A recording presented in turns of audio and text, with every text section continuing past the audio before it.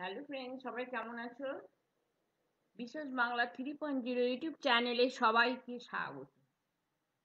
বন্ধুরা, এই চ্যানেলে আমি বাংলার স্মরণীয় বরণীয় মনীষীদের জীবন কাহিনী বলে যাচ্ছি। কারো জীবনী জানতে ইচ্ছে করে আমাকে কমেন্টে লিখে জানিও, আমি চেষ্টা করব।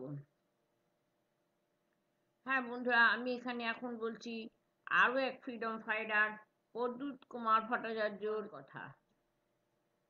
তাহলে এসো সবাই শুরু করি। আর যদি ভালো লাগে প্রচুর পরিমাণে সাবস্ক্রাইব করে চ্যানেলের পাশে থাকো বন্ধুরা।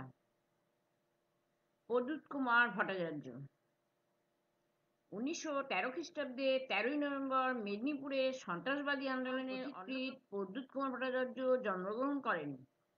তাহলে কত খ্রিস্টাব্দে? 13 খ্রিস্টাব্দে 13ই নভেম্বর। কোথায়? মেদিনীপুরে। মেদিনীপুরের হিন্দু স্কুলে পড়ার সময় তিনি বিভিতে যোগ দেন। শহীদ দীনেশ গুপ্ত এই সংগঠনের শাখা তৈরি করেছিলেন। 1931 খ্রিস্টাব্দের 7ই এপ্রিল মেদিনীপুরের ম্যাজিস্ট্রেট পেডিকে হত্যা করা হয়। কুখ্যাত ম্যাজিস্ট্রেট পেডির অত্যাচারে মেদিনীপুর তখন কম্পিত। এই অত্যাচারের বিরুদ্ধে রুখে দাঁড়ান বিপ্লবীরা। জ্যোতিজীবন ঘোষ, বিমল দাশগুপ্ত পেডিকে হত্যা করেন। 1931 খ্রিস্টাব্দের 29 অক্টোবর কলকাতার ক্লাইভ স্ট্রিটে ইউরোপীয় বণিক সভার সভাপতি মিস্টার ভিলিয়ার্সকে বিপ্লবীরা খুন করেন।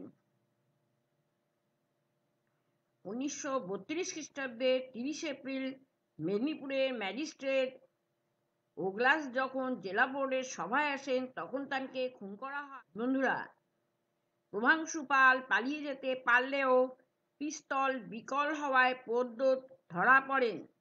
তাকে হিজলি জেলে পাঠানো হয়। প্রদ্যোতের ওপর অমানুষিক অত্যাচার চলে। কেসি নাগের সভাপতিত্বে এক ট্রাইব্যুনাল গঠিত হয় প্রদ্যোতের বিচার করার উদ্দেশ্যে।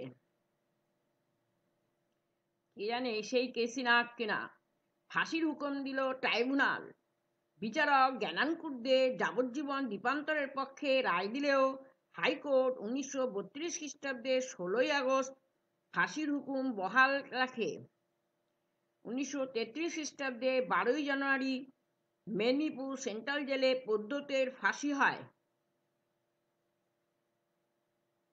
মেদিনীপুর মেনে নেয়নি, তাই আবার তৃতীয় ম্যাজিস্ট্রেট নিহত হয়। প্রদ্যোৎ শুধু বন্ধুরা বিপ্লবীই ছিলেন না, মেদিনীপুর শাখার বিভির সভাপতি থাকাকালীন তার বিপ্লবমুখী সাহিত্য প্রতিভার পরিচয়ও পাওয়া যায়।